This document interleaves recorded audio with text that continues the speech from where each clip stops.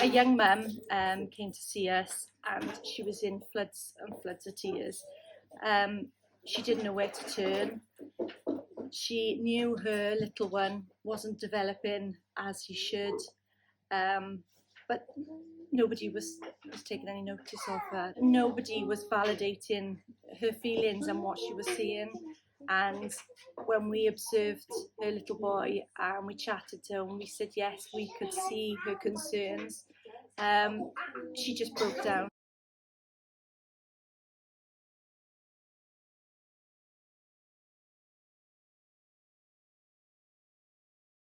The system is complex, it's challenging, it's very difficult for parents to navigate.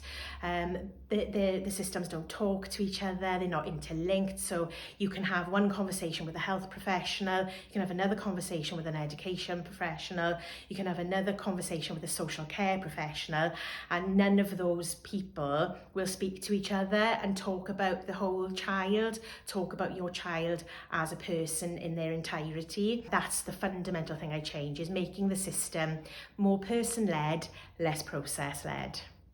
As parents, you just want what is best for your child, and it's a very, very difficult process to try and get them where you would like them to be. It's not, there are hurdles in the way, and it just seems to be that you get somewhere and you think progress is being made, and then it's just knocked back and you start again, and it's just that process just kind of keeps going on, and you don't think that this ever going to kind of end.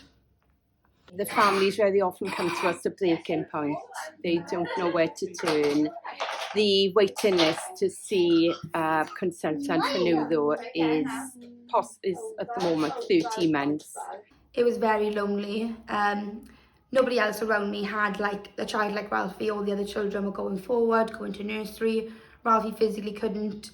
It would have been very lonely without Rainbows. Children are waiting up to 3 years for a diagnosis, and in the meantime there is no support available. We are so unique in the service that we provide. Parents are reaching out, they're desperate when they come to us, and if we weren't here, I really wouldn't like to think where the parents would be. I think ASD Rainbows is the only type of provision like this. And I don't know where we would be if it wasn't for Rainbows, really.